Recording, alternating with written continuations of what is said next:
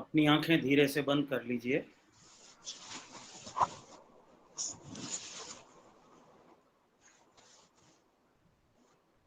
और अपनी सारी बाहरी चेतना को भीतर की ओर ले जाइए। हम मालिक की याद में हैं।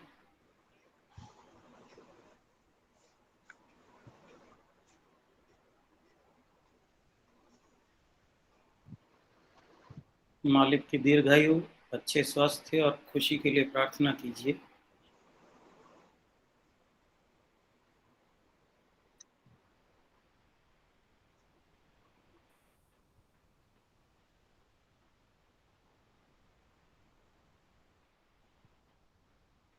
मालिक की उपस्थिति का आह्वान कीजिए। Invoke his presence.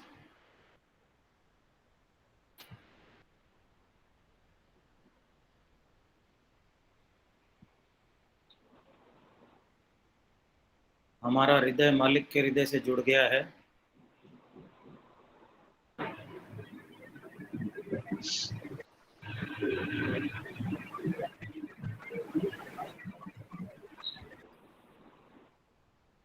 मालिक की उपस्थिति को महसूस कीजिए।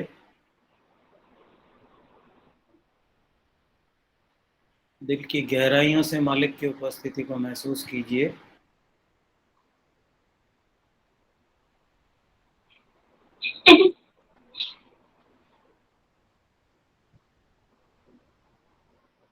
मालिक से आवश्यक समझ और मार्गदर्शन की प्रार्थना कीजिए।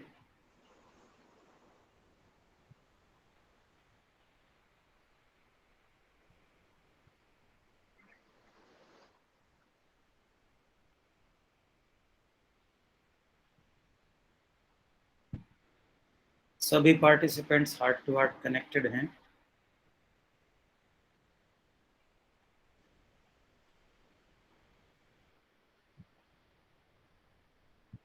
और एक सूक्ष्म सुझाव दीजिए कि जिस कार्य के लिए हम एकत्रित हुए हैं, मालिक ने ये कृपा की है, ये मौका प्रदान किया है, वह कार्य सफल है।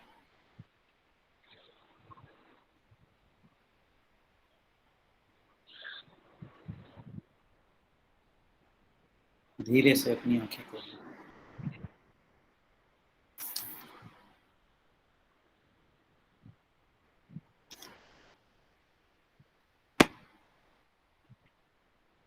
ये मदन मोहन लाल जी का लंदन से फोन आ रहा है, उनका जुड़ा नहीं क्या?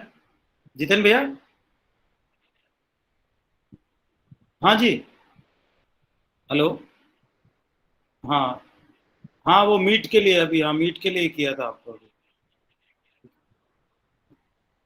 हाँ ब्रदर, क्या हुआ? ओके। हाँ नहीं, आप ज्वाइन कर लीजिए अभी 3 बजे, अभी ज्वाइन कर लीजिए।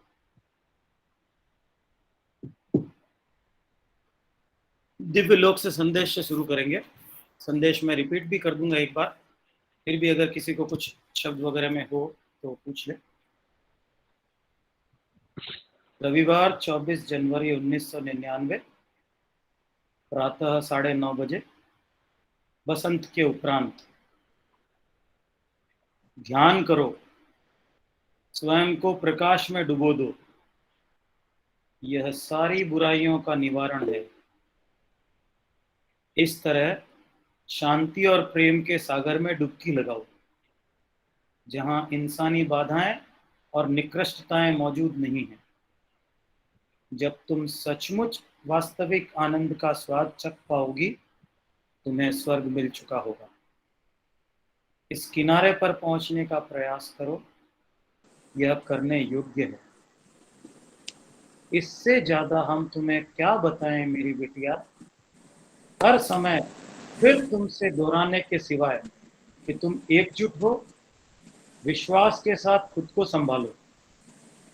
तुम अपने भाइयों की गलतियों पर ध्यान केंद्रित करती हो, वे खुद भी वही करते हैं। तुम अपनी ऊर्जा को दूसरों की कमियों को मजबूत बनाने में क्षीण कर देती हो, जबकि तुम्हें अभी भी स्वयं को सुधारना है। तुम्हें यह पता होना चाहिए कि तुम दूसरे लोगों में खुद के ही गलत पहलुओं को देखती हो। इस व्यवहार के बारे में अच्छी तरह से विचार करो। तुम अपने साथियों के सिर्फ नकारात्मक पहलुओं को देखकर खुद के जीवन को जहरीला बना लेती हो। अपनी छाती को पीट कर अफसोस करो। अपनी छाती को पीट कर अफसोस करो। खुद के प्रति पूरी तरह से बिना गर्व के रहो। यह हर असली और सच्ची साधना की शुरुआत है। यह हर असली और सच्ची साधना की शुरुआत है। तुम जब तक वास्तविक प्रगति नहीं कर पाओगी, जब तक यह बुरी आदत जड़ से नहीं निकल जाएगी, तब रास्ता प्रकाशमान होगा। तुम दूसरे व्यक्तियों के सिर्फ अच्छे पहलुओं को देखोगी और उसकी परछाई तुम में दिखेगी। तुम वास्तविकता में प्रेम कर पाओगी। प्रेम को इस बोझ से व्यथित नहीं किया जा सकता। सोचो, तुम इस खूबसूरत रास्ते पर चलते हुए तुम्हारा जीवन कैसा हो जाएगा। तुम काफी प्रगति करोगी और तुम्हारा हृदय भी हल्का और खुश रहेगा। अपने शब्दों पर संयम रखो, वे खतरनाक भी हो सकते हैं। अपने शब्दों पर संयम रखो, वे खतरनाक भी हो सकते हैं। वे अच्छा भी कर सकते हैं। इस कार्य में पहले ध्यान देने की आवश्यकता है, परंतु तुम इनके परिणाम से खुश होगी। आध्यात्मिक मार्ग समरसता के लिए खुद के साथ एक संघर्ष है। आध्यात्मिक मार्ग समरसता के लिए खुद के साथ एक संघर्ष है। तुम्हारे हृदय की पवित्रता तुम्हारे सभी कार्यों में झलकनी चाहिए। बाबूजी, आई रिपीट, रविवार 24 जनवरी 1999, प्रातः 9:30 बजे, बसंत के उपरांत। ध्यान करो, स्वयं को प्रकाश में डुबो दो। यह सभी बुराइयों का निवारण है। इस शांति और प्रेम के सागर में डुबकी लगाओ, जहां इंसानी बाधाएं और निकृष्टताएं मौजूद नहीं हैं। जब तुम सचमुच इस वास्तविक आनंद का स्वाद चख पाओगी, तुम्हें स्वर्ग मिल चुका होगा। इस किनारे पर पहुंचने का प्रयास करो, वह करने योग्य है। इस किनारे पर पहुंचने का प्रयास करो, यह करने योग्य है। इससे ज्यादा हम तुम्हें क्या बताएं मेरी बिटिया। हर समय फिर तुमसे दोहराने के सिवा कि तुम एकजुट हो। इससे ज्यादा हम तुम्हें क्या बताएं मेरी बिटिया। हर समय फिर तुमसे दोहराने के सिवा कि तुम एकजुट हो। विश्वास के साथ खुद को संभालो। तुम अपने भाइयों की गलतियों पर ध्यान केंद्रित करती हो, वे खुद भी यही करते हैं। तुम अपने भाइयों की गलतियों पर ध्यान केंद्रित करती हो, वे खुद भी यही करते हैं। तुम अपनी ऊर्जा को दूसरों की कमियों को मजबूत करने में क्षीण कर देती हो। तुम अपनी ऊर्जा को दूसरों की कमियों को मजबूत करने में क्षीण कर देती हो, जबकि तुम्हें अभी भी स्वयं को सुधारना है। जबकि तुम्हें अभी भी स्वयं को सुधारना है। तुम्हें यह पता होना चाहिए कि तुम दूसरे लोगों में खुद के ही गलत पहलुओं को देखती हो। तुम्हें यह पता होना चाहिए कि दूसरे व्यक्तियों में खुद के ही गलत पहलुओं को देखती हो। इस व्यवहार के बारे में अच्छी तरह से विचार करो। तुम अपने साथियों के सिर्फ नकारात्मक पहलुओं को देखकर खुद के जीवन को जहरीला बना लेती हो। तुम अपने साथियों के सिर्फ नकारात्मक पहलुओं को देखकर खुद के जीवन को जहरीला बना लेती हो। अपनी छाती को पीटकर अफसोस करो। अपनी छाती को पीटकर अफसोस करो। खुद के प्रति पूरी तरह से बिना गर्व के रहो। यह हर असली और सच्ची साधना की शुरुआत है। यह हर असली और सच्ची साधना की शुरुआत है। तुम तब तक वास्तविक प्रगति नहीं कर पाओगी, जब तक यह बुरी आदत जड़ से नहीं निकल जाएगी। तब रास्ता प्रकाशमान होगा। तब रास्ता प्रकाशमान होगा। तुम दूसरे व्यक्तियों के सिर्फ अच्छे पहलुओं को देखोगी और उसकी परछाई तुम में दिखेगी। तुम दूसरे व्यक्तियों के सिर्फ अच्छे पहलुओं को देखोगी और उसकी परछाई तुम में दिखेगी। तुम वास्तविकता में प्रेम कर पाओगी। तुम वास्तविकता में प्रेम कर पाओगी। प्रेम को इस बोझ से व्यथित नहीं किया जा सकता है। प्रेम को इस बोझ से व्यथित नहीं किया जा सकता है। सोचो, इस खूबसूरत रास्ते पर चलते हुए तुम्हारा जीवन कैसा हो जाएगा। तुम काफी प्रगति करोगी और तुम्हारा हृदय भी हल्का और खुश रहेगा। अपने शब्दों पर संयम रखो।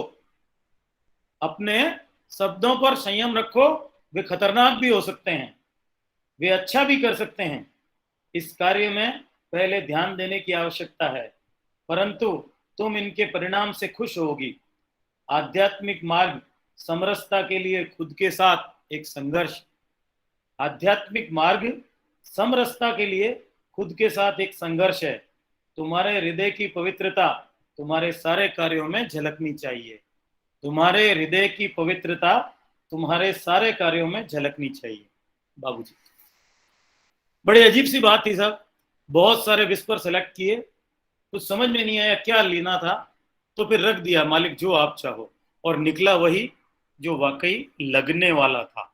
उम्मीद है आप लोगों को लगा होगा, जाकर के कहीं ना कहीं लगा है। कुछ वापस बोलने की आवश्यकता है। कोई पंक्ति किसी को ना समझ में आई हो, किसी को ना दिखी हो, नहीं तो आगे चलो। भैया अगर संभव होगा तो ग्रुप में शेयर कर दीजिए। जी शेयर कर दूंगा मैं, बिल्कुल मैं शेयर कर दूंगा। इसको और स्पष्ट करिए कि आध्यात्मिक मार्ग समरसता के लिए खुद के साथ संघर्ष है। जी जी, हर ये स्ट्रगल है अपने आप से। मैं क्या सोच रहा हूँ जो मुझे समझ में आ रहा है, देखिए यहाँ तक मैं नहीं जा सकता। बाबूजी क्या कहते हैं, मेरी जो तुच्छ समझ वो ये है, हम क्या कर रहे हैं अभी। अगर इसी विस्पर को हम आईना बना के देखें तो हम क्या कर रहे हैं। एक संघर्ष नहीं चल रहा है अपने अंदर कोई। हाँ भैया, ये विस्पर भेजिएगा ग्रुप में। जी, एक संघर्ष चल रहा है। पहली बात तो शुरुआत होती है तो मैं अपने आप को ये सब मानता ही नहीं हूँ कि मैं ये गलत हूँ जो ऊपर कहा गया। मैं अपनी जर्नी बताता हूँ, बिल्कुल मैं दूसरों की बात ही नहीं करता हूँ। मैं अपनी जर्नी बताता हूँ। मैं मानता ही नहीं था मैं गलत था, और मैं दूसरों में कमियां ही कमियां देखा करता था। फॉर्चुनेटली मालिक ने मुझे ऐसे लोगों से जोड़ा। मेरे जो सबसे पहले प्रशिक्षक थे वो कांस्टेंट रिमेम्बरेंस में थे, और उनको आश्रम में कोई बात ही नहीं करता था उनसे, उनको मतलब कोई समझता ही नहीं था।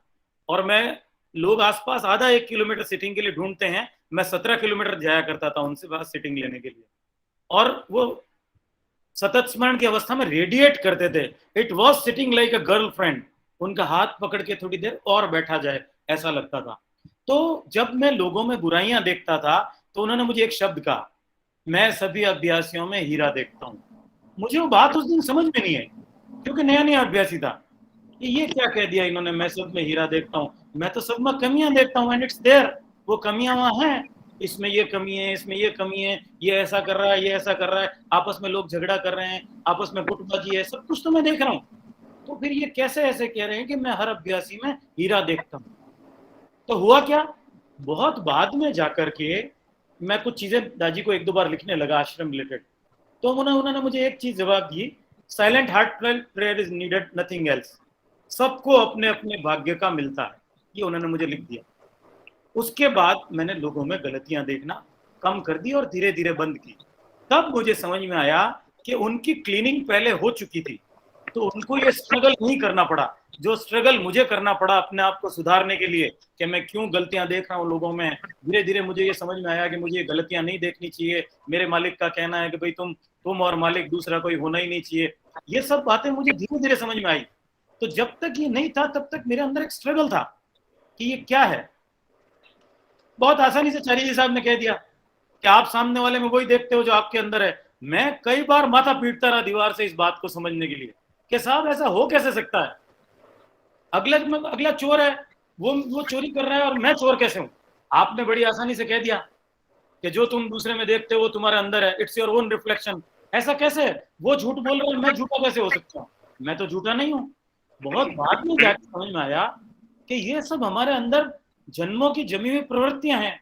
जब तक ये क्लीन नहीं हो जाती तब तक मैं अगले में बुराई देखूंगा, तब तक मैं अगले में बुराई देखूंगा। जिस दिन मेरी क्लीनिंग होने लगेगी और जिस दिन वो पूरी तरह क्लीन हो जाऊंगा मैं, तब मैं सामने वाले में हीरा और मालिक देखूंगा।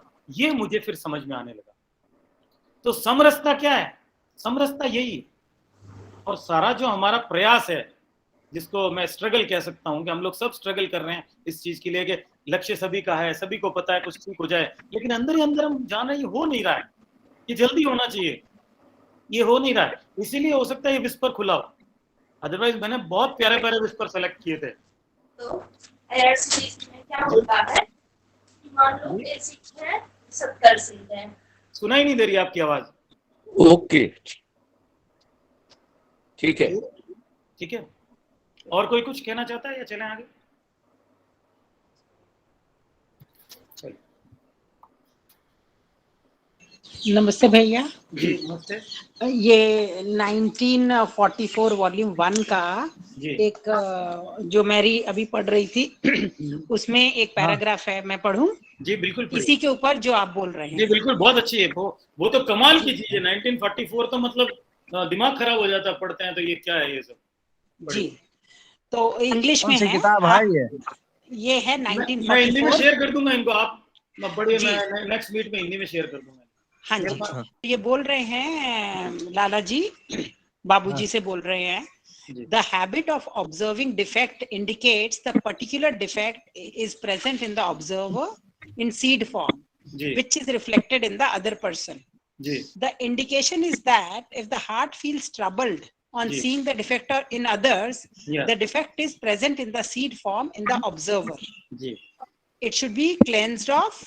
जी If on knowing other person's defect, no trouble is felt within, that is the quality of sensitivity. Ji Where one's inner virtues are not reflected in the other person, there the defect will also not be projected. और उन्होंने आगे ये भी बोला है कि habit of fault finding brings misery to fault finder. बिल्कुल। हाँ, यही शेयर करना। जी, मैं अभी क्रस्ट के प्रोग्राम में था परसों, उसमें बताया गया था कि आध्यात्मिक आत्महत्या है एक तरह की। ये जो फॉल्ट फाइंडिंग है हैबिट, मैंने उतारा भी है। उसका इसे हिंदी में बताइए। हाँ, मैं इसका जरा ट्रांसलेट कर देता हूँ जो इन्होंने पढ़ा। मैं एग्जैक्ट ट्रांसलेट आपको बाद में कर दूंगा। मोटा मोटी ये है कि जो हम किसी में देखते हैं वो हमारे अंदर है, वो बीज रूप में पड़ा है। तो जब तक वो सफाई नहीं हो जाएगी उस चीज की, तब तक मैं आगे वही देखूंगा। उसमें क्लीनिंग होनी चाहिए पूरी। ये जो फॉल्ट फाइंडिंग, ये जो है दूसरों में कमी देखना, ये बहुत बड़ी कमी है। आध्यात्मिक आत्महत्या इसको कहा गया है कि आध्यात्मिक आत्महत्या है इसमें, अगर मैं ऐसा किसी में देखता हूं तो। ये जो अभी आप देखा ना, आपने अपनी छाती को पीट पीट पर अफसोस करो। एक विस्पर मैं और पढ़ूंगा, उसमें बाबूजी साहब कहते हैं मीडियम को कि तुम बिल्ली की तरह झपटने को तैयार रहती हो। ये विस्पर की सारी कंडीशन, अपनी खुद की कंडीशन सब रिवील होती है। अब सोचिए, शी इज ऑन 13 पॉइंट और उसको ये सब कहा जा रहा है, हम कहाँ स्टैंड करते हैं? मैं वो भी पढ़ूंगा जिसमें कहा गया है कि तुम बिल्ली की तरह पंजे दिखाती हो। तो ये सब क्या चीज है? ये जो चीजें हैं, मैं जो हर बार मीट में बात करता हूँ कि हम समझ रहे हैं ध्यान करते हुए बहुत अच्छी स्थिति आ गई है, बहुत अच्छा ध्यान हो रहा है। जी नहीं, सब चीजें सीड फॉर्म में पड़ी है। जब तक पूरी क्लीनिंग नहीं हो जाएगी, डेफिनेटली ये निकल कर आएगी। और उस वक्त निराश नहीं होना है। देखिए कितनी प्रेरणा मिलती है विस्पर पढ़ करके। बाबूजी साहब की डायरी पढ़ के प्रेरणा मिलती है कि उनमें उस उच्च स्तर पर भी वो अपनी इतनी सारी कमियां बताते हैं। पढ़िए डायरी ढंग से, कभी मैं डिस्कस करूंगा कहाँ कहाँ उन्होंने अपनी कमियां बताई है। ये बहुत प्रेरणादायक है। इसलिए कहा जाता है कि मालिक की डायरियां पढ़नी चाहिए। तो हमको प्रेरणा मिलती है इस चीज की कि उच्च स्तर पर भी ये कमियां रहती है और वो ठीक होती है, और हमें उसका प्रयास करना चाहिए। जैसा कि मैंने कहा कि उस वक्त मुझे नहीं समझ में आया था कि वो प्रशिक्षक कहते थे कि मैं हर अभ्यासी में हीरा देखता हूँ। धीरे धीरे मुझे समझ में आने लगा कि उनकी तो क्लीनिंग हो गई और मेरी क्लीनिंग हुई नहीं है।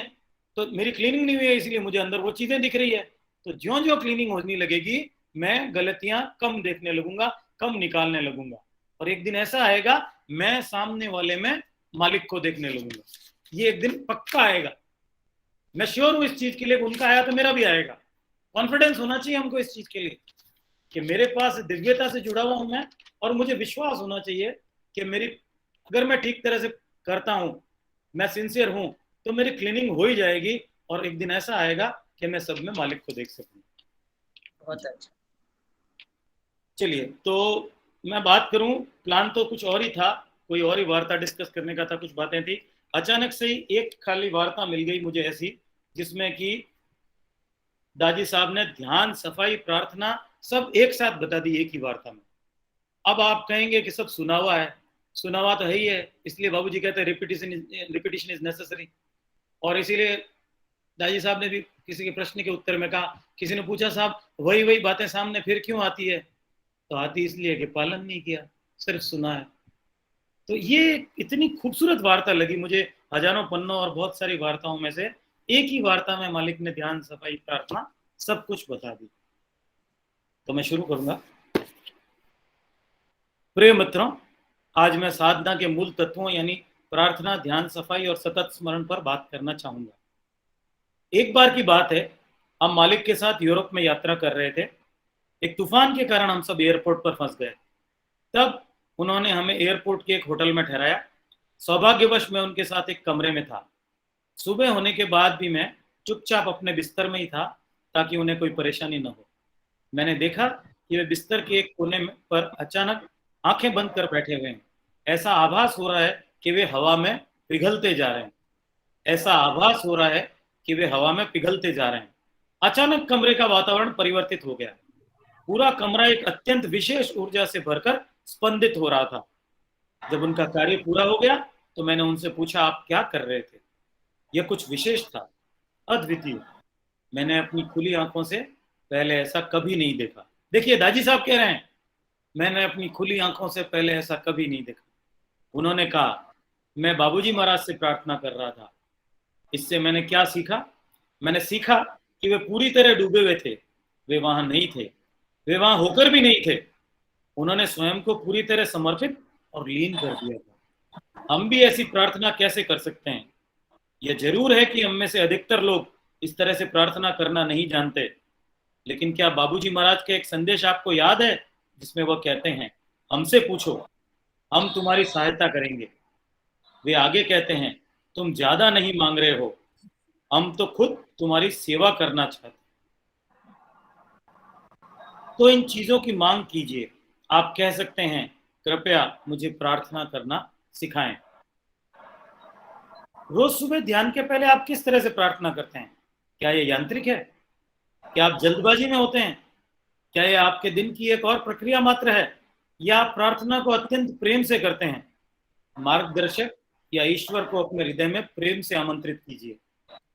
गुजरात में एक भक्ति गीत है जिसमें भक्त भगवान श्री कृष्ण की उपस्थिति का आह्वान करता है, हे भगवान, मेरे घर एक बार तो आए, मैं आपको दिव्य लोक बुला दूंगा।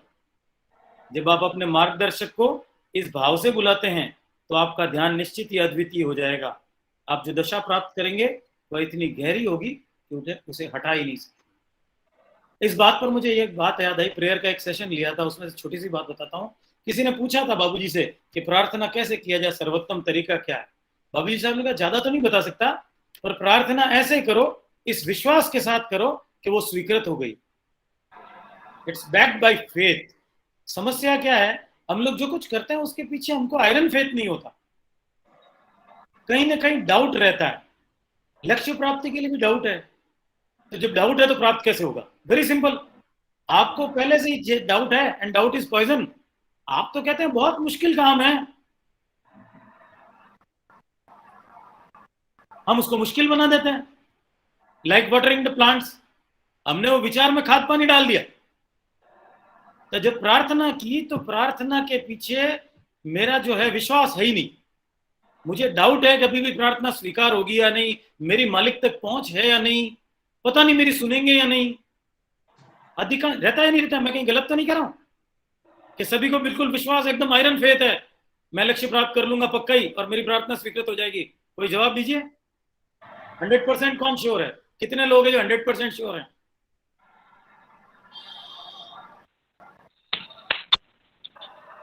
जी मैं रहता हूँ जी जी मैं रहता हूँ। जब मैं करता हूँ, मैं यही जानना चाहता हूँ, कितने लोग हैं, कितने परसेंट लोग हैं जो 100% श्योर है, 100% श्योर है कि वो लक्ष्य हासिल हो जाएगा, उनको कोई कठिनाई नहीं है उसमें, उनको कठिन नहीं लगता है। ये बहुत बड़ी देन है, मानिए आप मालिक की। अगर आपको ऐसा नहीं लगता है तो, अगर आप में ये कॉन्फिडेंस है, it's a boon, it's a blessing. जी है। अगर आपको ये कॉन्फिडेंस है, अगर आपको ये कठिन नहीं लगता तो ये बहुत बड़ी ब्लेसिंग है। यहाँ तक बड़े भाई पहले तो हमें कॉन्फिडेंस था, लेकिन जितना अंदर घुस रहे हैं वो लगता है कि अभी हम कुछ जानते ही नहीं। नहीं, जितना ये ही बात अंदर ठीक है। पर देखिए, जा दो अलग चीज है मदन गोपाल जी, दो अलग चीज है। नहीं जानना is a very good condition, but हाँ, कॉन्फिडेंस उसका कम नहीं होना तरीका, चाहिए। लेकिन इतना जरूर है कि जब मैं प्रार्थना करता हूँ मालिक के बताए के अनुसार कि बिल्कुल मालिक को अपने सामने समझिए, उस जी वक्त लगता है कि कभी कभी मेरा हृदय बिल्कुल जैसे पिघल करके जी पानी हो जाएगा, एकदम मालिक के चरणों में जा रहा। कभी जी, कभी इस बहुत तरह अच्छी से बात। मतलब भाव आने लगते हैं कि मैं मालिक का चरण पखार करके पी रहा हूँ और ये कर बहुत रहा अच्छी हूँ। बात, बहुत सुंदर, बहुत सुंदर, बहुत सुंदर। ब्लेसिंग्स है ये ब्लेसिंग्स है। मैं सामान्य व्यक्ति की बात कर रहा हूँ, इसीलिए मैं डिस्क्लेमर पहले दे देता हूँ कि भाई जिनको है उनको बधाई है, और जिनको नहीं है उनको समझना है, बस दो चीजें हैं। नहीं, जिसकी कमी है वो आप बताइए बड़े भाई, अपने अनुभव के आधार पर। जी जी समय से कुछ नहीं होता, 27 साल से तो हम लगे हुए हैं, जी, नहीं समय तो लेकिन अभी हम अपने को उतना वो नहीं पाता कि हम वो करें। दूसरी बात, हमारी इतना बोलने समझने या मनन करने की आदत नहीं है, जी, वो कहाँ से पैदा करें। चलिए। बोलने समझने की जरूरत ही नहीं है साहब, मैं आपको बताऊं, मैं तो ये काम करना है इसलिए कर रहा हूँ है? कि इतना ब्यूटीफुल सिस्टम है यहाँ, कुछ बोलने समझने की जरूरत ही नहीं है, हाँ। कुछ भी समझने की जरूरत नहीं है। मैं कहता हूँ मूल बात अगर समझ गए तो बाकी सारी बातें रिलेवेंट हो जाती है। ये तो असल में सारी शुरू में एक्सरसाइज है ना, मेरे ये गुरुदेव चार्य जी ने शुरू में हमसे कहा तुम्हें कुछ नहीं करना है, हाँ बस बिल्कुल तुम बैठ जाओ, बाकी सब हम करेंगे। तो बिल्कुल। और अगर अगर सेवरल ये हो टाइम जाता उन्होंने है, हमारे साथ, जी भाई साहब, इसलिए हम लोग इसीलिए यहाँ हैं, हाँ हम लोग इसीलिए यहाँ हैं जो ये बात हाँ समझ गया उसको कोई समस्या नहीं है। समस्या उसी के लिए है जो इंटेलेक्ट लगाना चाहता है। इसलिए कर्म, ज्ञान और भक्ति में से भक्ति सबसे अच्छा रास्ता बताया गया। एक बहुत वरिष्ठ प्रशिक्षक, मिशन के वरिष्ठतम प्रशिक्षक, उनसे मैं शुरुआती दौर में बहुत सवाल किया करता था, नया नया अभ्यासी था, मुझे भी ज्ञान की बड़ी आकांक्षा थी और मैं बड़े सवाल किया। एक दिन मैंने अभी उनको कभी इरिटेटेड नहीं देखा, एक दिन उन्होंने इरिटेट होकर मुझे एक बात कह दी, जब आपको ले जाने को तैयार है तो आप सीधे गीता के 18वें अध्याय पर क्यों नहीं आ जाते, क्यों इतनी लंबी चौड़ी एक्सरसाइज करते हैं। तो भाई साहब, अगर मूल बात सीधी समझ में आ जाए तो इतना कुछ पढ़ने समझने की जरूरत ही नहीं है। प्रॉब्लम यह है कि मूल बात तक पहुंचने में समय लग जाता है। अगर सीधे समझ में आ जाए जो आप कह रहे हैं, बोलने समझने की जरूरत ही नहीं है कोई। चलिए, यहां तक क्लियर है सबको, आगे चलें। चलिए, अब वो कहते हैं भाई साहब जी, आगे बढ़िए भैया जी, हम में से अनेक लोगों के साथ यह समस्या है कि ध्यान में प्राप्त दशा को हम बनाए नहीं रख पाते हैं, लेकिन इससे पहले कि हम इसे बनाए रख सकें हमें इस दशा को उत्पन्न करना होगा, और ऐसा सुंदर सहज ध्यान से ही संभव है। दरअसल ध्यान की तैयारी की शुरुआत पिछली रात के सोते समय से ही हो जाती है। सोने से पहले प्रार्थना करते समय खुद को समर्पित करते हुए कहें, परम प्रिय, मैं सुबह जल्दी उठना चाहूंगा, मैं आपको ध्यान में आमंत्रित करना चाहूंगा। खुद को मानसिक एवं भावनात्मक रूप से तैयार करें और सुबह होने की प्रतीक्षा करें। सुबह उठते ही दैनिक कार्यों से निवृत्त होकर ध्यान करें। बेचैनी पैदा करें, अगर ये स्वाभाविक रूप से नहीं होती तो इसे कृत्रिम रूप से पैदा करें। इसे स्वाभाविक बनने में अधिक समय नहीं लगेगा, निश्चित रूप से यह होगा, कृपया इसे आजमा कर देखें। इस पैराग्राफ से एक बात समझ में आती है, कई लोग मीट में मुझे सवाल करते हैं दशा कैसे बनाए रखना। तो देखिए कितने डायरेक्टली इनडायरेक्टली दाजी साहब ने इसमें कह दिया, लेकिन इससे पहले कि हम इसे बनाए रखें हमें दशा को उत्पन्न करना होगा। अब मैं फिर यह नहीं कहूंगा बहुत सारे लोग उत्पन्न कर रहे होंगे, ये उनके लिए है जो उत्पन्न नहीं कर पाते, जो प्रश्न करते हैं दशा मेंटेन कैसे करना। तो ये उत्तर है उन लोगों के लिए, बिना कहे सारे उत्तर मिल जाते हैं। ये उत्तर है कि पहले दशा प्राप्त करें, एक्वायर, AEIOU, फर्स्ट एक्वायर। जब एक्वायर ही नहीं किया तो मेंटेन कैसे होगा। तो इसके लिए चारी जी साहब ने एक बहुत अच्छी बात बताई थी कि रात्रि प्रार्थना में चीज ऐड करें कि सोते समय, हे मालिक, मेरी निद्रा अवस्था में वह कार्य संभव करें मुझ पर जो जागृत अवस्था में मेरे प्रतिरोध के कारण मुझ पर संभव नहीं था।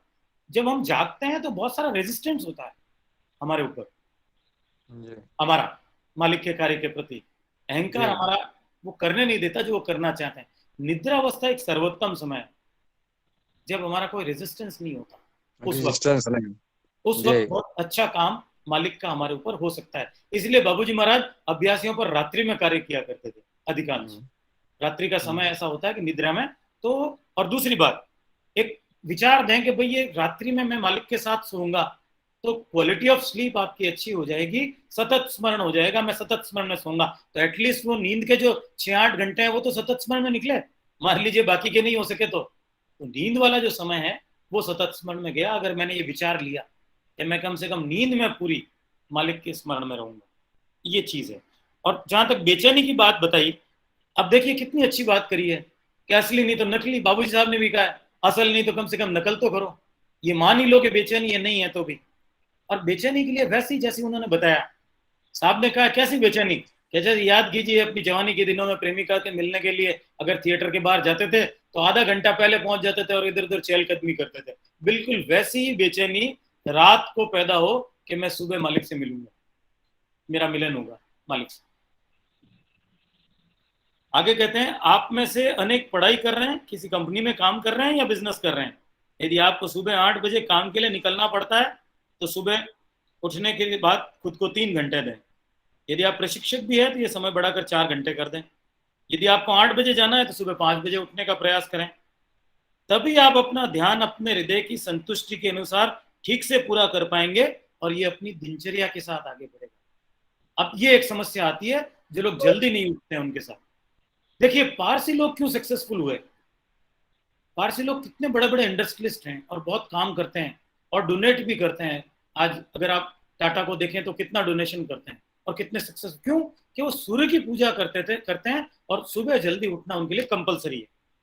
तो सुबह जल्दी उठने से यही होता है कि हमारा जो शेड्यूल है वो जल्दी फिनिश हो जाता है। तो पीछे से ये ध्यान की जल्दबाजी, आगे मैंने आज एक अपना प्लान किया है, पहली बार ये खुद का कितने कितने मिनट किस चीज के लिए देने चाहिए मैं उसका शेयर करूंगा। ये सिर्फ मेरे अपने लिए मैं सिर्फ शेयर करूंगा। तो उससे मुझे समझ में आया कि सुबह जल्दी उठने से कितना समय बच जाएगा और क्या कैसे हो जाएगा। तो जो लोग जल्दी नहीं उठते हैं उनके लिए ये बहुत बड़ा एडवांटेज है कि जल्दी उठते ही पीछे की हड़बड़ी नहीं होती। अदरवाइज फिर हमारी एंड में जाकर के क्या होता है, हड़बड़ी सारी ध्यान के वक्त होती है। जल्दी नहीं उठने से ध्यान के बाद उठने की हड़बड़ी होती है।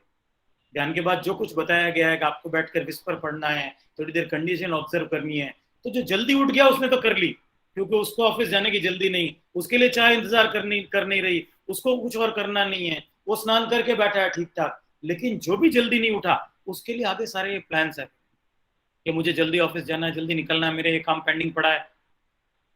तो समस्या नहीं जल्दी उठने वाले के साथ।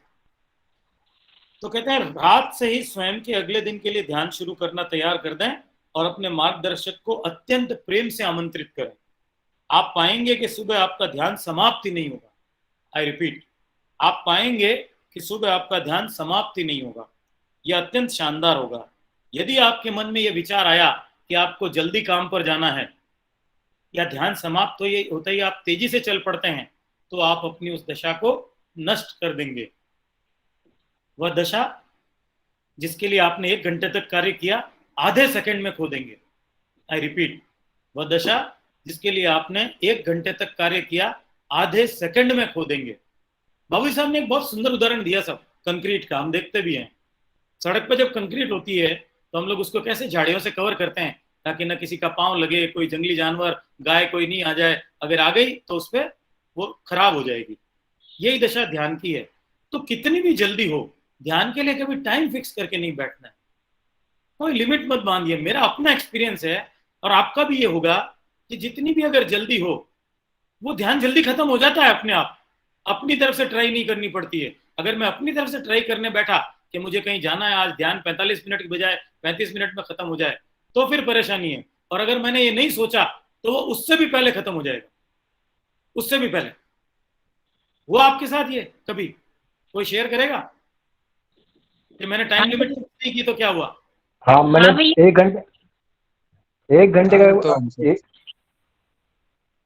टाइम फिक्स करता है, कोई बैठता ही नहीं, टाइम फिक्स बने। मैं जल्दी की बात कर रहा हूँ जो इसमें कहा था, काम पर जल्दी जाना है जिस दिन। साहब आप थोड़ा सा इसको मिस इंटरप्रेट कर रहे हैं। इस लाइन का मतलब ये था, इन लाइनों का, कि जब हमको कहीं जल्दी जाना है तब हम टाइम फिक्स करके बैठते हैं कई बार कि भाई मैं आधे घंटे में उठ जाऊंगा। वो है बात साहब, ये नहीं। रूटीन बात नहीं हो रही। जब टाइम फिक्स करके बैठते हैं भैया तो ध्यान ही नहीं होता, नहीं पूरा समय उसी में चला मैं जाता है। नॉर्मल टाइम की बात नहीं कर रहा हूँ। देखिए इन लाइनों में क्या लिखा है, इन लाइनों में नॉर्मल टाइम की बात नहीं हो रही है, इसमें बात हो रही है अगर आपको काम पर जल्दी जाना है, जब जल्दी जाना है तब कई बार हम लोग ये कर देते हैं कि आज ध्यान जल्दी समाप्त हो जाएगा, ये तब की बात कर रहा हूँ। चलिए, बाबूजी महाराज ने हमें एक नुस्खा दिया था, जैसे ही ध्यान समाप्त होता है अपनी आंतरिक दशा का आनंद लें, उसके साथ एकाकार होने का प्रयास करें, उसमें डूब जाएं और उसे पहचानने की कोशिश करें। इसे पहचान लें, समझ लें, ताकि दिन में कभी भी इसे इच्छा अनुसार फिर से पा सकें। अतः इस दशा को संभाल कर कैसे रखें, हमें इसका अभ्यास कैसे करना चाहिए। जिस क्षण आपका ध्यान समाप्त होता है फिर से अपनी आंखें बंद करें, अपने अंदर गहरे उतरें, इसका अध्ययन करें और देखें कि वह दशा किस तरह की है। इसका अनुभव करने का प्रयास करें, इसका आनंद लेने का प्रयास करें, और जब आपको ये विश्वास हो जाए आप इसको संभाल सकें तभी उठें। यह बहुत महत्वपूर्ण है। आई रिपीट, जब आपको विश्वास हो जाए आप इसको संभाल सकें तभी उठें, यह बहुत महत्वपूर्ण है। और ये कब होगा, जब हमारे पास पर्याप्त समय होगा। आज जीवन में पहले बार मैंने एक चार्ट बनाया है, ये मैं किसी को जरूरी नहीं कहता, ये मैं सिर्फ शेयर कर रहा हूं, मुझे अच्छा लगा, मैंने आज चार्ट बनाया। मैं उठा, निवृत्त होने के लिए डेली रूटीन के 20 मिनट, देखिए मैंने मिनट बनाए टोटल 20 मिनट निवृत्त होने के लिए, B point and prayer 10 minute, ध्यान 40 to 45 मिनट्स, अवस्था पढ़ना 5 मिनट, डायरी लिखना 5 मिनट, एक पृष्ठ विस्पर पढ़ना 10 मिनट। ये टोटल मेरा 95 मिनट्स का प्रोसेस आया। ये 95 मिनट्स के प्रोसेस में 75 मिनट तो हुए ध्यान के पूर्व के, जो कि सूर्योदय पूर्व कंप्लीट कर लेने हैं, और 20 मिनट हुए उसके बाद के। अब लेट उठने में समस्या कहाँ आती है? समस्या आती है कि ध्यान का समय तो डिस्टर्ब नहीं होता, मान लीजिए ध्यान तो आप कर लेंगे 45 मिनट, जो पिछला 3 इंपॉर्टेंट मिनट है, 5 मिनट अवस्था पढ़ना, 5 मिनट डायरी लिखना और 10 मिनट विस्पर पढ़ना, ये टाइम आप उसमें से सेक्रीफाइस हो जाएगा आपका। ज्यों ही अगर आपको जल्दी है तो ये टाइम पक्का इसमें से जाएगा। जिस दिन अगर समय पर ध्यान नहीं हुआ और जल्दी है तो ये समय जो पिछला है, शुरुआत वाला तो फिर भी हो सकता है, बी पॉइंट की प्रार्थना तो हो भी जाए, कई बार वो भी रह जाती है, 2 मिनट या 5 मिनट ही होती है, वो तो मान लीजिए नहीं हो, ध्यान भी हो सकता है 45-40 मिनट का हो ही जाए। लेकिन ये पक्का है, मेरा अनुभव कहता है कि जिस दिन जल्दी हुई ये पिछले 20 मिनट पूरे नहीं दिए गए। तो ये जरूरी है जल्दी उठना, इसलिए कि ये पिछले जो 20 मिनट इंपॉर्टेंट है, आपने जो सीमेंट बिछाई, कंक्रीट की, उसको जमाने के लिए। क्लियर? चलें आगे। एक शराबी पति को जैसे ही महीने का वेतन मिलता है वो सीधे मदिरालय जी। एक शराबी पति को जैसे ही महीने का वेतन मिलता है वो सीधा मदिरालय जाता है और सारा अपना वेतन उड़ा देता है, घर पर कुछ नहीं लाता। वह न तो सही तरह से अपने परिवार का पालन पोषण कर पाता है, न मकान बना पाता है। इसी प्रकार एक अभ्यासी के रूप में जो दौलत हमें मिल रही है, यदि इसकी परवाह हम नहीं करेंगे तो हम इस आध्यात्मिक खजाने की पहचान नहीं करेंगे, इसे बर्बाद करते जाएंगे, तो हम भी उन शराबियों में से एक ही होंगे। जी कोई कहना चाह रहा है? रेज्ड हैंड्स प्लीज म्यूट कर दीजिए जिसका माइक्रोफोन ऑन है। हम उसका आनंद लेते हैं और उसी क्षण को, उस दशा को भी खो देते हैं। हम उस उच्चतर संसार में आध्यात्मिक साम्राज्य तो क्या, एक आध्यात्मिक झोपड़ी तक नहीं निर्मित कर सकेंगे। शायद मैंने सुना था, कहीं लिखा हुआ तो नहीं पढ़ा है, कि जब ज्यों ज्यों हम ये ध्यान करते हैं त्यों त्यों हम ब्राइटर वर्ल्ड में अपनी एक जगह बनाते हैं। ये बात मुझे इससे समझ में आई जो यहाँ का है। हम उस उच्चतर संसार में आध्यात्मिक साम्राज्य तो क्या, एक झोपड़ी तक नहीं निर्मित कर सकेंगे। जितना जितना क्वालिटी से हम ध्यान करते हैं उतना उतना हम वहां एक अपना साम्राज्य बनाते हैं। तो हुआ क्या, दशा अगर मेंटेन नहीं हुई तो क्या, क्योंकि वो तो गुलाब की खुशबू की तरह है, आएगी और निकल जाएगी, रहेगी नहीं, पता चलेगा नहीं। तो हम लोग कांच को कितना संभालते हैं, फॉरगेट अबाउट डायमंड, कांच को भी कितना संभाल के रखते हैं। ये मेरे साथ शुरू में जब बहुत ज्यादा, आज भी मैं बहुत कोई कंडीशन मेंटेन नहीं करता हूँ, लेकिन शुरू में जब बहुत ज्यादा प्रॉब्लम होती थी, मैं ध्यान करके उठता था और डेफिनेटली नीचे आकर के मेरा झगड़ा होता था पत्नी से। वो मिशन में नहीं थी, वो कहती थी जल्दी आइए, और मैं नाराज होता था और फिर झगड़ा होता था। तो मैंने मालिक को एक दिन दर्द से लिखी एक चीज मैंने लिखा, मैंने कहा साहब मेरी हालत उस मजदूर वाली है जो एक दिन मान लीजिए दीवार बनाता है 4 फुट की और अगले दिन आके देखता है वो दीवार टूटी हुई मिली। ऐसा कितने दिन तक चलेगा? क्या होगा मेरा अगर इस तरह से मैं बिल्कुल ही कंडीशन मेंटेन नहीं कर पाता हूँ in spite of adverse circumstances. मान लीजिए मेरे साथ बड़ी बुरी परिस्थितियां हैं, मुझे परेशान किया जा रहा है, पर फिर भी अगर ऐसा होगा तो मैं हतोत्साहित हो जाऊंगा। ये रोज रोज कब तक चलेगा कि प्रतिदिन मैं मजदूर की तरह एक दीवार बना रहा हूँ और फिर गिर रही है। तो आखिर मालिक की कृपा से मेरी उन्होंने कृपा की और मेरी वो मांग मंजूर हुई और कुछ तो आगे बढ़ना शुरू हुआ। तो इसलिए चारी जी कहते थे कि ध्यान कैसा? Regularly, thoroughly and systematically. तो हम सब अधिकांश तो रेगुलरली में फंस जाते हैं, थॉरोली एंड सिस्टमेटिकली तो बहुत फिर आगे की बात हो गई। रेगुलर कौन है? मुझे लगता है मोमेंट्स बहुत 5 वक्त की नमाजी रेगुलर। मैं बार बार कहता हूं, मुझे वो स्लोगन बहुत अच्छा लगता है, नमाज से मत कहो मुझे काम है, काम से कहो मुझे नमाज अदा करनी। वो लोग अपना बिजनेस लॉस करके, नौकरी लॉस करके, किसी न किसी तरह जो नमाजी हैं 5 वक्त के, तो 5 वक्त की नमाज अदा करेंगे ही करेंगे। मेरे घर कंस्ट्रक्शन चल रहा है, अभी एक सुपरवाइजर आया था, उसको दिन के 3,000 रुपए मिलने वाले थे काम के। उसने कह दिया साहब शुक्रवार को ध्यान रखना मैं नमाज पढ़ने जाऊंगा, मतलब आप अपनी जो छत की ढलाई है वो ड्रॉप कर देना शुक्रवार को, क्योंकि फिर आप कहोगे कि मैं नमाज पढ़ने चला गया। उसने ये नहीं कहा कि साहब मेरे को कुछ पैसे कम दे देना, उसने सीधी सीधी ये बात कही कि आप फिर ध्यान रखना मैं तो मेरी नमाज पढ़ने जाऊंगा। ये कमिटमेंट होता है। मैंने इसमें मामूलन 5 वक्त की नमाजियों से ये बहुत चीज सीखी। तो कहते हैं अभ्यास का महत्व समझने के लिए बाबूजी महाराज द्वारा दिव्य लोक से संदेशों में अनेक बार अपने माध्यम से जो कहा गया है उसे मैं अपने साथ बांटना चाहूंगा। एक बार उन्होंने बाबूजी से पूछा मैं कहाँ हूं? वे बोले आप पहले से ही 13वें बिंदु पर हैं, यानी हार्टफुलनेस यात्रा के अंतिम पड़ाव पर।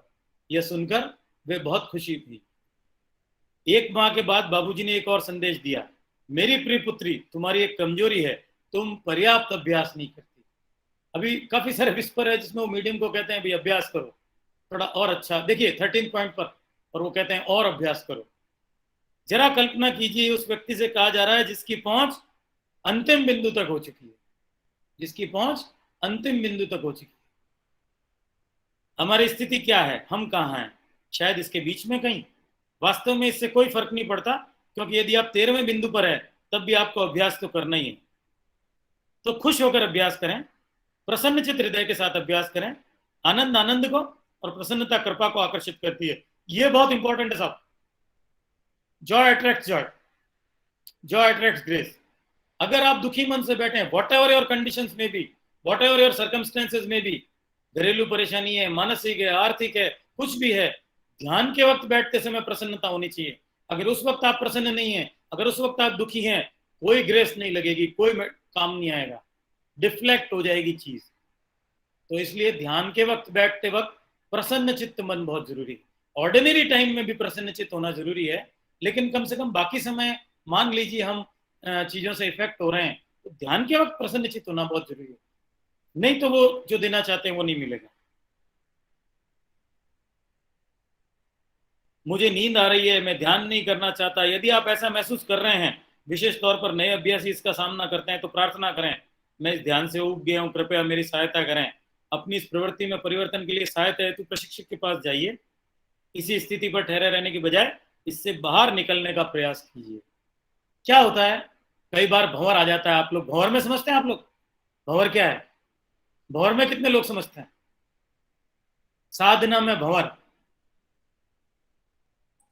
आप लोग कहीं ना कहीं रुक जाती है, कहीं ना कहीं साधना में रुक जाती है साधना। भैया हाँ, भैया मुझे भ्रमण समझ में आया नहीं। भंवर आवाज नहीं आ रही है ब्रदर। साधना में फंस जाते हैं हम। कई बार जो हमारा ट्रेवल होता है ना, बिंदु से ट्रेवल होता है, तो इसके बीच में कहीं कहीं ऐसा होता है कि हमको लगता है, कई बार आप लोगों को सबने फील किया होगा कि अब ध्यान करने की इच्छा नहीं है, मन ही नहीं है, कोई जबरदस्ती से बैठ रहे हैं तो मन ही नहीं लग रहा है। ये बहुत अच्छी स्टेज है इस वक्त, या तो स्वयं के प्रयासों से बाहर आना, अदरवाइज नहीं तो तुरंत ही प्रशिक्षक से सिटिंग लेनी चाहिए। ये कंडीशन ज्यादा समय नहीं चलनी चाहिए, तुरंत ही सिटिंग लें प्रशिक्षक से। ये प्रयास करें कि उस स्थिति से बाहर निकलें। लंबे समय कोई भी स्थिति, अच्छी स्थिति भी लंबे समय नहीं चलनी चाहिए, बहुत अच्छा ध्यान चल रहा है, ये भी लंबे समय तक नहीं चले, परिवर्तन होता रहना चाहिए स्थितियों तक, तब ये होता है कि हमारा ट्रैवल हो रहा है। अदरवाइज कहीं ना कहीं रुकावट है, लंबे समय तक एक स्थिति चल रही है मतलब कहीं ना कहीं वो प्रगति नहीं।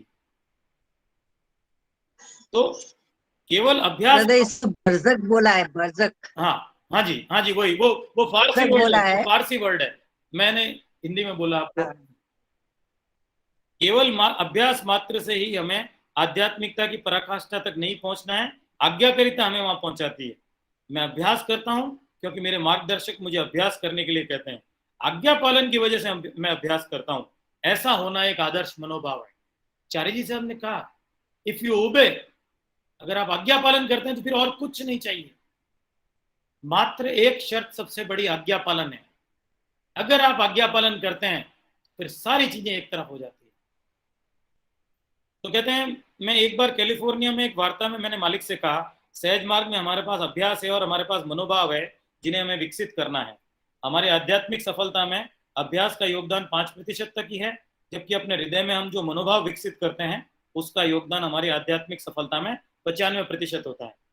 जब मैंने उन्हें उसे इस और विस्तार से बताने के लिए कहा तो उन्होंने कहा, मैं मनोभावों के बारे में कैसे बात कर सकता हूँ, इन्हें तो आपको खुद ही विकसित करना है। वर्षों तक वे हमें विवेक के मोती देते रहे। आगे मैं लंबा पढ़ूंगा तो समय ज्यादा हो जाएगा। आगे उदाहरण दिया है मनोभाव के लिए, आपको सबको पता है महाभारत का, ऋषि व्यास आए थे और क्या हुआ था, तीनों रानियों के साथ क्या हुआ, सबको पता है। ये कहानी आगे बताई गई है कि मनोभाव की क्या इंपॉर्टेंस है। विदुर की माता का मनोभाव कैसा था तो विदुर पैदा हुए, और बाकी का मनोभाव कैसा था तो बाकी कैसे पैदा हुए। तो ये जो है चीज, आज सुबह के ध्यान में मुझे यही बात समझ में आई, ये चीज मेरी डायरी में आज लिखी हुई है। ये तो मैंने बाद में पढ़ा और ये मेरे डायरी में लिखा हुआ है कि मुझे विदुर की माता की तरह कृतज्ञ होना चाहिए। मैं नहीं होता हूं, मुझे सारी चीज छोड़ देनी चाहिए, सिर्फ एक चीज मेरे लिए प्रायोरिटी होनी चाहिए कि मेरा सौभाग्य है कि ये अकूत संपदा मुझे मिली है जिसका कोई वैल्यूएशन ही नहीं। बिल्कुल विदुर की माता की तरह मुझे कृतज्ञ होना चाहिए। मुझे पता ही नहीं क्या मिल रहा है, इसलिए मैं माया के भंवर में फंसा हुआ हूं, अहंकार और माया के, तो मैं इसमें डोल रहा हूं, तो मेरी प्रायोरिटी नहीं है ये। मैंने मालिक से पूछा कि आप हमें ये कहानी क्यों सुना रहे हैं, तो उन्होंने बताया कि ये मात्र गर्भाधान के क्षण में मनोभाव की बात नहीं है, बल्कि ध्यान के क्षण में भी सही मनोभाव का होना भी ध्यान ही है जो हमें विशिष्ट आध्यात्मिक दशा को जन्म देता है। ये एक नदी के समान है जो हमेशा बहती रहती है, एक दशा के बाद दूसरी आती रहती है। यदि मैं एक दशा को छोड़ दूं तो सोचिए क्या होगा। मान लीजिए ध्यान शुरू करने से ठीक पहले मैं गुस्सा हो जाता हूं, मेरी दशा अच्छी नहीं होगी। यदि दशा ठीक भी है तो ध्यान के बाद ये यहीं नहीं रुक जाएगी, पर ये मुझसे बात नहीं करेगी, चुप रहेगी। अतएव जब मैं ध्यान कर रहा हूं तो मेरे पास एक प्रसन्नचित हृदय होना चाहिए। अगेन, झगड़ा करके ध्यान बैठा, गुस्सा करके ध्यान बैठा, अनमने धन से ध्यान करके बैठा, कोई मतलब नहीं निकलेगा। मैं क्लीनिंग कर लूं अपनी, मैं अपने का नॉर्मल कर लूं, अगर कुछ ऐसा हो गया तो जो मुझे डिस्टर्ब कर रहा है, फिर ही मुझे ध्यान करने बैठना चाहिए। कहते हैं कम से कम ध्यान के दौरान मेरे पास एक खुला दिल होना चाहिए जो मालिक की याद में पूरी तरह भीगा और डूबा हुआ हो। इस दुनिया में ऐसा कुछ भी महत्वपूर्ण नहीं है जिसके कारण मुझे अपने सुबह का ध्यान छोड़ना पड़े। कोई भी चीज ऐसी इंपॉर्टेंट नहीं जो मुझे सुबह का ध्यान छोड़ना पड़े। भागते तोड़ते, गुस्सा करके उठना बैठना, ये सब चीजें कंडीशन को डिस्टर्ब करती है। बाबूजी द्वारा बार बार दो चीजों को महत्व दिया जाता है जब वो कहते हैं आप अपने अभ्यास को स्वचालित बनाएं। इस स्वचालित शब्द से हम क्या समझते हैं? मैं समझता हूं स्वचालित का अर्थ है याद आते ही हम किसी को भी किसी भी समय अपने आप ध्यान की दशा में चले जाएं। दूसरा, यह मुझसे ध्यान के लिए एक निश्चित समय, मान लीजिए 6 बजे तय करने को कहता है, तब स्वतः ही हम ध्यान की अवस्था में चले जाएंगे।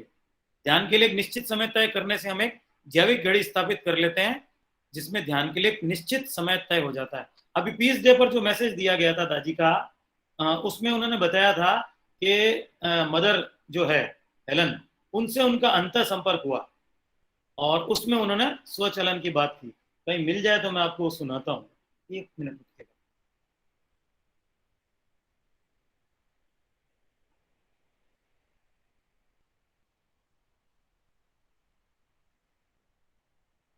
हाँ जी, मिल गया। कल हम सब प्रिय और बिलोवेड सोल हेलन पेरेट द्वारा हमारी प्रिय मां का हमसे संपर्क हुआ, जो कि मानवीय विकास के उच्चतम स्तर पर है। उनके द्वारा जो 2 बातें कही गई, अधिक से अधिक ध्यान करें और उसमें स्वचालन लाएं।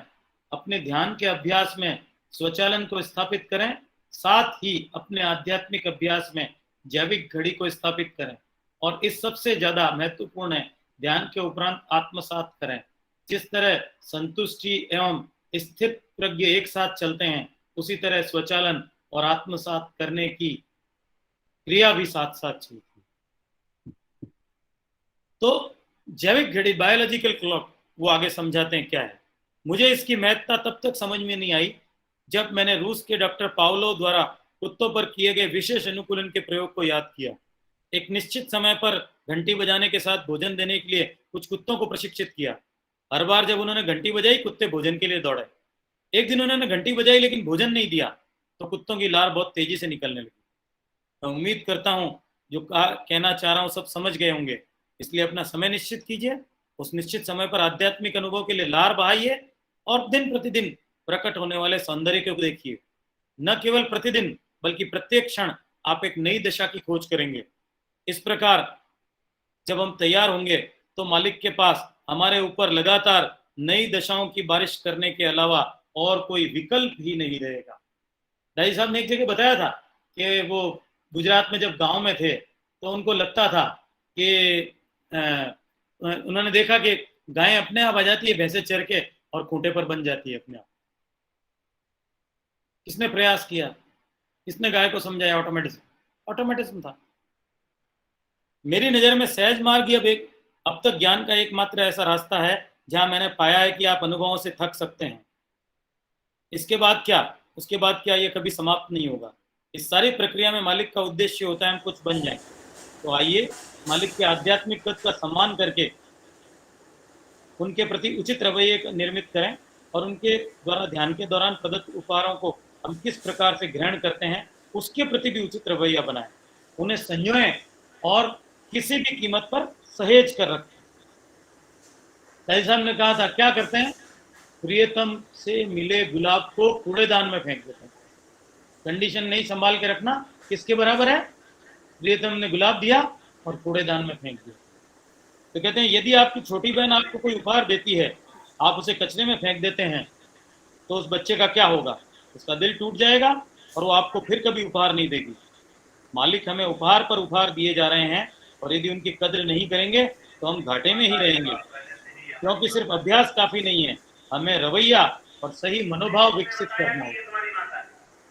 जब हम आध्यात्मिक उपहार, आध्यात्मिक दशा को स्वीकार करते हैं, उसके साथ एकाकार हो जाते हैं, इसमें लीन हो जाते हैं, तो इसे झटक देना मुश्किल हो जाता है। वो दिन भर हमारे साथ बनी रहती है। यही सतत स्मरण है। जो पिछली मीट्स में हमने बात की थी सतत स्मरण की, कि सतत स्मरण ये नहीं है मालिक को याद करना, खाली याद करना तो फिर बर्डन है। ये सतत स्मरण है, दिन भर जो दिए दशा वो बनाए रखना। ध्यान सतत स्मरण की जननी है। ठीक तरह किए गए ध्यान, ठीक तरह से ध्यान किए बिना याद करने लायक आध्यात्मिक दशा उत्पन्न ही नहीं हो सकती। तब वहां सराहने योग्य क्या है? जब दशा उत्पन्न ही नहीं हुई तो सराहने योग्य क्या है? कुछ नहीं। वह बहुत जल्दी व्यक्ति परेशान हो जाएगा, उस पद्धति को छोड़ देगा। यदि वह रुक भी गया तो कुछ बन नहीं पाएगा। तो हमारा अभ्यास क्रियाशील होना चाहिए, सतत स्मरण को सहज हो जाना चाहिए। शुरुआत में स्मरण कर लेके संघर्ष करना ठीक है। देखिए वही बात सत्य का उदय में जो बाबूजी महाराज ने लिखी, मालिक ही खा रहे हैं, मालिक ही खाना खा रहे हैं, मालिक ही जा रहे हैं ऑफिस, मालिक ही आ रहे हैं, ये सब इनिशियली ठीक है, लेकिन उसके बाद क्या होना चाहिए? ये तो अपने को एक रास्ता बताया है कि आप सतत, ये सतत स्मरण नहीं है।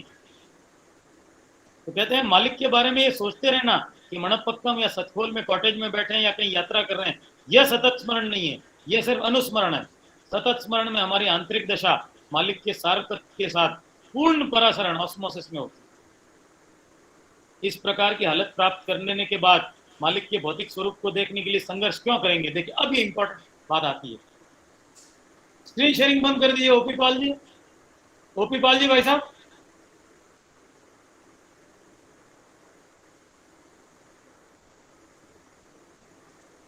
स्क्रीन शेयरिंग बंद कर दीजिए प्लीज। इस प्रकार की हालत प्राप्त कर लेने के बाद मालिक के भौतिक स्वरूप को देखने के लिए संघर्ष क्यों करेंगे? स्वयं को उनके साथ आंतरिक रूप से जोड़ना सर्वोत्तम है। इससे आप अपने हृदय में सच्चे मालिक, असल मालिक का प्रवेश होगा। स्क्रीन शेयरिंग बंद कर दीजिए प्लीज। ओपी पाल साहब, इससे आपके हृदय में सच्चे मालिक, असल मालिक का प्रवेश होगा। वही यह चीज है जो वे हमें सिखाने की कोशिश कर रहे हैं। मैं यहाँ नहीं हूँ, फिर भी मैं आध्यात्मिक रूप में आपके साथ हूँ। यही असली मालिक है। देखिए, बहुत महत्वपूर्ण बात, सारी बात हमने की, ध्यान की, कैसे मनोभाव, उस मनोभाव से प्राप्त क्या करना है? प्राप्त ये करना है मालिक के भौतिक स्वरूप को फिर देखने का संघर्ष नहीं करना है। उसके बाद उससे ऊपर उठ जाना है। जैसा कि गोल पैराडॉक्स टॉक में हमने चर्चा की थी कि ध्यान ही एकमात्र अवस्था है जिसमें मालिक से मुलाकात, मालिक से दर्शन हो सकता है। मालिक का ध्यान ही एकमात्र अवस्था है। मतलब क्या है? बाकी समय यह सिर्फ देखना है। दर्शन जो है आंतरिक, वो ऐसे नहीं हो सकता। तो ये सारी भाव के बाद सारी निचोड़ ये इंपॉर्टेंट है कि इस प्रकार की हालत प्राप्त कर लेने के बाद आप भौतिक स्वरूप के लिए फिर संघर्ष क्यों करेंगे? तो हमारे लिए क्या मैसेज है? अभी भी मैं भौतिक स्वरूप के लिए संघर्ष कर रहा हूं, मालिक को देखूं, तो फिर वो ठीक नहीं है। फिर इंटीरियराइजेशन नहीं हुआ जो कि होना चाहिए। क्योंकि क्या, वो हमें ये सिखाने की कोशिश कर रहे हैं, मैं यहां नहीं हूं लेकिन फिर भी मैं आध्यात्मिक रूप से आपके साथ में हूं। वही असली मालिक वो आपके अंदर है। जब ये महसूस हो जाए ठीक से, तब ये ठीक से किया हुआ ध्यान है। यहां तक किसी को कोई क्वेरी? फिर आगे चले।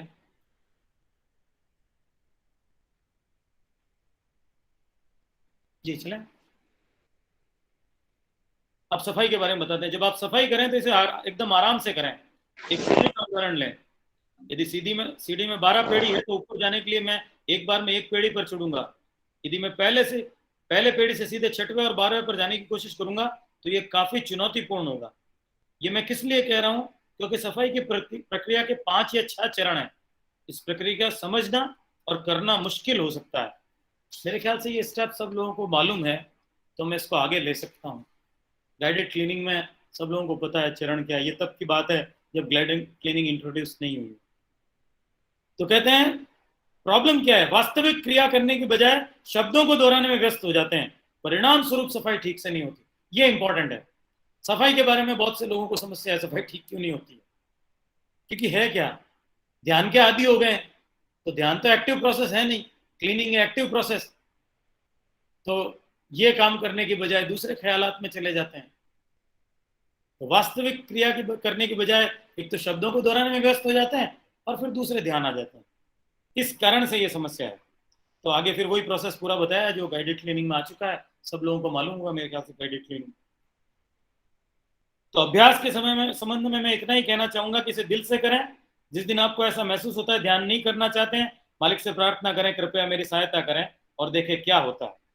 यदि फिर भी ऐसा होता है तो आपने आपसे जबरदस्ती करने का कोई मतलब नहीं, क्योंकि इससे कुछ भी हासिल नहीं होगा। जिस दिन पूरे दिल से महसूस करें ध्यान, उस दिन ध्यान करें। बाबूजी पूछते हैं क्या आप ध्यान का वाकई में आनंद लेते हैं? यदि आप ध्यान का सही में आनंद लेते हैं तो इसे और अधिक क्यों नहीं करते? ये सवाल मैंने अपने आप से किया। क्या मुझे ध्यान अच्छा लगता है? मैंने बिल्कुल अपने आप को जवाब दिया, बिल्कुल बहुत अच्छा लगता है। तो फिर मैं और ज्यादा देर क्यों नहीं करता? जब मुझे ध्यान अच्छा लगता है तो मैं ज्यादा देर क्यों नहीं करता? क्योंकि मेरी प्रायोरिटीज मैंने और तय कर रखी है। मेरी प्रायोरिटीज ये नहीं है, मुझे दूसरी और भी चीजें बहुत अच्छी लगती है। तो जब मुझे दूसरी सारी चीजें और अच्छी लगती है तो मेरा ध्यान उस तरफ चला जाता है, उनको करने में बिजी हो जाता हूँ। इसलिए मैं इस आनंद से वंचित हो जाता हूँ। मालिक भी यही कहते हैं, आप अपना समय क्यों बर्बाद करते हैं, बजाय इसकी ध्यान कर सकते हैं। दिन या रात के दौरान थोड़ा सा भी समय आपको मिलता है तो ध्यान करें। कई लोग शिकायत करते हैं इन दिनों में रात को नहीं सो पाते। मुझे भी ये समस्या है, लेकिन मैं इसे एक अवसर की तरह देखता हूँ जो मुझे और अधिक ध्यान करने के लिए मिला है। इसलिए मैं नींद नहीं आने की शिकायत क्यों करूं? ये तो एक अवसर है। भंडारे के दौरान निश्चय ही हमें कुछ अद्वितीय अवस्थाएं प्राप्त हुई है। विशिष्ट दशाएं प्रदान की गई है। यदि हम सजग हैं तो इनका अनुभव हमें हर क्षण हो सकता है। हर बार जब भी हम इसे पहचानें और अंदर कुछ महसूस करें, उसको संभाल कर रखने की कोशिश करें, अंदर से विनयपूर्ण रूप से मालिक से यह कहकर बात करें, मैं इसको और भी बेहतर करना चाहता हूँ। इसके बाद आप देखेंगे कि ये किस तरह आश्चर्यजनक रूप से प्रकटीकरण होता है। अद्भुत घटना घटती है। अपनी आंखें खुली आंखों से सहज रूप से आप देखेंगे कि आपकी दशा उन्नत दशा की ओर अग्रसर हो रही है। तब अगले चरण से, अगले ध्यान की शुरुआत आपको एक और चरण से करेंगे। यही हमारा प्रयास होना चाहिए। कई लोग बताते हैं जब मैं प्रशिक्षक के साथ ध्यान का सत्र करता हूँ, ये बहुत इंपॉर्टेंट है, अब कंडीशन क्यों नहीं मेंटेन होती। जब मैं प्रशिक्षक के साथ ध्यान का सत्र करता हूँ तो उसका असर 2, 3 या 4 दिन तक रहता है। मैं आश्रम में मालिक के साथ रहने के बाद घर वापस जाता हूँ तो असर 1, 2, 3 सप्ताह तक रहता है। जब भंडारे से वापस जाएंगे तो वैसा ही हो सकता है। लेकिन मैं आपसे कुछ करने की गुजारिश करता हूं और उसके बाद आप खुद निर्णय लें कि यह करने लायक था। आपको कहीं किसी कोने में छिपा लीजिए, अंतर की गहराई में जाइए, स्वयं को अंदर ले जाइए, मालिक की उपस्थिति का अनुभव करने का प्रयास कीजिए और उनसे सहायता मांगिए। कृपया इसे बनाने में मेरी मदद कीजिए। मेरे घर पहुंचने के बाद इसमें उत्तरोत्तर वृद्धि हो। अपने आप को बेहतर बनाने की यह सतत बातचीत आपकी सहायता करती है। बाबूजी कहती है अधिक से अधिक हो, गुणात्मक और मात्रात्मक भी। देखिए, मालिक से बातचीत करने का बड़ा मजेदार तरीका है। इतना मजा आता है इस बातचीत में, चाहे तो डायरी राइटिंग में और चाहे ऐसे ही बैठे बैठे। बहुत लोग करते होंगे आप में से, मुझे नहीं पता कितने लोग करते हैं। मौसम का हाल भी लोगों की जानने से बातचीत करने के बजाय हम टेलीफोन उठाते हैं और क्या करते हैं, भाई तुम्हारे यहाँ बारिश हुई या नहीं हुई, कैसा चल रहा है, गर्मी और सर्दी कैसी है, या राजनीति या चुनाव या और कोई चीज है। बजाय इससे बहुत सारी बातें आप मालिक से कर सकते हैं। ये जो कहा गया है कि मुझे अपने आप को मैं बेहतर कैसे बनाऊं मास्टर, बातचीत में बिल्कुल verbally you can talk it. कोई आपको देखेगा तो पागल कहेगा, इसलिए चुपचाप अकेले में बैठ के कर सकते हैं। सामने कोई देखेगा तो कहेगा ये क्या कर रहा है। चुपचाप बैठ करके बहुत अच्छे तरीके से मालिक से बात कर सकते हैं। डायरी में लिख सकते हैं बहुत अच्छे तरीके से बातचीत, क्योंकि वो फ्रीक्वेंसी हमेशा खुली है, वो नेटवर्क कभी बिजी नहीं रहता, वहां कोई जैम नहीं है, वहां कोई स्विच ऑफ नहीं है। तो बड़े आसानी से आप मालिक से बात कर सकते हैं कि साहब मुझे प्लीज बताइए मैं अपने आप को कैसे बेहतर कर सकता हूं। तो इसके लिए करना क्या है, इसके लिए भंडारा आने से और पहले और बाद में, भंडारा जब शुरू हो उससे पहले दौरान हम स्कैन करें अपने आप को कि मुझ में कमी क्या है, मुझे क्या निकालना है, क्या जोड़ना है। ये हम एक चेकलिस्ट बनाएं और हम एक स्कैन करें और उस स्कैन करके हम लिख दें, मालिक के सामने प्रेजेंट कर दें, भंडारे से पहले ही अव्वल तो, और भंडारे के दौरान भी उस पर विचार करें, और भंडारे के बाद उस चेकलिस्ट को वापस चेक करें कुछ दिनों बाद, कुछ हुआ क्या। ये आपकी सेंसिटिविटी को बढ़ाएगा, अवेयरनेस को बढ़ाएगा, ये बहुत फायदा देगा और पता लगेगा कि मुझे मिला क्या। बहुत दीनहीन भावना से अगर अभी आज भंडारा चल रहा है, कल चल रहा है, एक प्रयास कीजिए, लिखिए डायरी में, लेटर फॉर्म में लिखिए, बिल्कुल मालिक को एकदम असहाय भाव से 2 आंसू बहा करके कि मालिक मेरे साथ ये समस्याएं हैं। भौतिक समस्याओं की बात नहीं कर रहा हूं मैं, आध्यात्मिक आपको जो कुछ करना है, लक्ष्य में मेरे क्या बाधा आ रही है, नियमितता अगर ध्यान में नहीं है तो, मुझे जो परिवर्तन मेरे अंदर नहीं लाना है तो, ये सब कुछ खुले दिल से डायरी में लिखिए और इसके बारे में बातचीत कीजिए मालिक से। गोल्डन साइलेंस जिसको कहा गया है कि आंखें बंद करके या खुले जैसे भी बैठ जाए और विचार कीजिए मालिक से आपको क्या मिला है, कृतज्ञता जाहिर कीजिए और आगे आपको क्या बनना है। इस प्रयोग से अपने आप को स्कैन करके क्या डालना और क्या निकालना है ये पता चलेगा भंडारे के बाद कि क्या परिवर्तन आया है। तो बहुत सुंदर वार्ता थी, बहुत सारे नए लोग आज जुड़े हैं। अगर कोई लोग अगर इसमें जुड़ना चाहे तो मेरा व्हाट्सएप नंबर लिख लें, मैं आपको ग्रुप में ऐड कर लूँगा। आगे के लिए आपको इन्फॉर्मेशन मिल जाएगी, प्लस मैं लिटरेचर भी करता हूँ उसमें शेयर काफ़ी सारा, तो वो भी आपको मिल जाएगा। आपको